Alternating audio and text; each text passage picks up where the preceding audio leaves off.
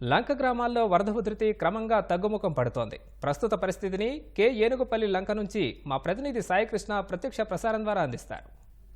అన్నీ కూడా విలవిల్లాడుతున్న పరిస్థితి. ఏటా ఆగస్టు నెలలో గోదావరికి భారీ వరదపోటు వచ్చి డాక్టర్ బిఆర్ అంబేద్కర్ కోనసీమ జిల్లాలోని లంకలన్నింటినీ కూడా చుట్టుముడుతుంది. అయితే ఈసారి జూలైలోనే భారీ భీకర వరదలు వచ్చి మొత్తం 10 రోజులుగా కోనసీమ ప్రాంతాన్ని అతలాకుతలం చేసింది. పంట పొలాలు పూర్తిగా నీట మునిగాయి. ఏడాది పొడవునా కోనసీమ లంకల్లో విలువైన పంటలు పండిస్తుంటారు. చాలా లక్షల రూపాయలు పెట్టుబడులు పెట్టి ఇక్కడ సాగు చేస్తారు. అరటి అధిక విస్తీర్ణంలో పండుతుంది. అట్లాగే కూరగాయలు, బొప్పాయి, తమలపాకులు, ఇతర పంటలన్నీ కూడా చాలా కష్టపడి శ్రమకోర్చి అధిక పెట్టుబడులు కౌలు చెల్లించి ఇక్కడ సాగు చేస్తారు. ఈ మొత్తం కూడా ఈసారి వరద ముంపులోనే వరదార్పణమయ్యాయి పంటలన్నీ. రైతుల శ్రమంతా కూడా గోదావరి వరదపాలవడంతో కోనసీమ లంకల్లో రైతుల పరిస్థితి అయితే ఆవేదనగా మారింది. మనం ప్రస్తుతం ఈ గన్నవరం మండలం ఏనుగుపల్లి లంక వద్ద ఉన్నాం. ఇక్కడ రైతులు ఉన్నారు. వారు ఏమేమి వ్యవసాయం చేశారు, వారికి ఎంత నష్టం వచ్చింది వారి మాట్లాడిందాం. చెప్పండి. మీరే 4 ఎకరాలు అరటి వేసానండి. 1 ఎకరం కాయగూరలు వేసాము. మొత్తం నష్టపోయిందండి. 6 రోజులుగా వరద నీటిలోనే ఉన్నాయండి. ఇప్పుడు కొన్ని పచ్చగా ఉన్నా కూడా ఇంకో 4 రోజుల వరకు నీరు ఇలాగే ఉంటుందండి. గోదావరి తీసినా కూడా మురుగు నీరు ఉంటుందండి, దిగదండి. మొత్తం పంటలు మొత్తం నష్టపోతాయండి.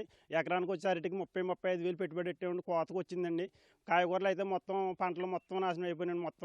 మొత్తం ఏనుగుపల్లి గ్రామంలో చాలా నష్టం జరిగిందండి. ఈ మొత్తం వరద ప్రాంతం, ఇది ముంపు ప్రాంతంగా అయిపోయిందండి. మొత్తం ఎక్కడ వరదను ఆఫ్ చేసి ఏటుకొట్లు కూడా మాకు ఏమీ లేవండి. మొత్తం వరద ప్రాంతం అండి ఇదంతానే. మొత్తం చాలా నష్టపోయామండి. ఏ పంట కూడా ఇంక నిలబడదండి. కొబ్బరి తోట అయినప్పటికీ వాణిజ్య పంటల కింద వ్యవసాయం చేసుకుంటామండి. అవి కూడా మొత్తం పోనీయండి. మొత్తం రైతులందరూ కూడా చాలా నష్టపోయారండి. హలో, నేనండి 3 ఎకరాల అరటి తోట వేసానండి.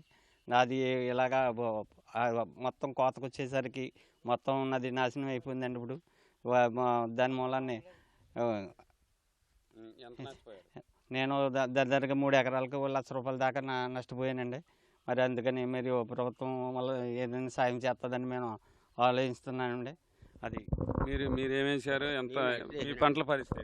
ఎకరం అరటి వేసానండి నేను. అందులో చక్కెరకాయలు అండి మొత్తం పోయిందండి. నా పేరు గంధం చూన్నారన్న. ఒక 20,000 దాకా పెట్టుబడి పెట్టానండి. మొత్తం పోయిందండి. అంటే ఇప్పుడు ఆగస్టులో వస్తుందండి వరద. ఇప్పుడైతే జూలైలోనే వచ్చేసిందండి. అందుకు పెట్టుబడి పెట్టి తయారు చేసుకున్నామండి.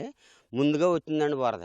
దాని గురించి మొత్తం పోయిందండి. ప్రభుత్వం వారి కోసం సహకారం చేయాలని కోరుకుంటున్నాం. ఈ ఊరు మొత్తం పంటల పరిస్థితి అంటే ఏమేమి పండిస్తుంటారు? ఊర్లో ఎక్కువగా అరటి, తర్వాత దొండకాయ, టమాటా, వంకాయ, తమలపాకు అయితే అతిగా భారీగా పెట్టుబడులు పెడతారు. అవి చేతికి వచ్చే టైంకి ఆగస్టులో నెల వరదలు వస్తాయని ఇప్పుడు మన తమలపాకు తీవ్రంగా నష్టపోయారు తమలపాకు రైతులు. అలాగే కాయగూర వ్యవసాయ రైతులు కూడా చాలా నష్టపోయారండి.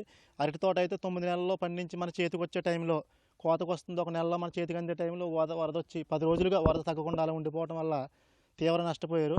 ఇప్పుడు పచ్చగా ఉన్నా కూడా ఇంకా ఈ నీరు మనకి తగ్గడానికి ఇంకా వారం రోజులు పట్టే సమయం ఉందండి. ఈ వారం రోజుల్లో ఉన్న పచ్చదనం కూడా కోల్పోయి ఎండిపోయేటువంటి పరిస్థితి ఉంది.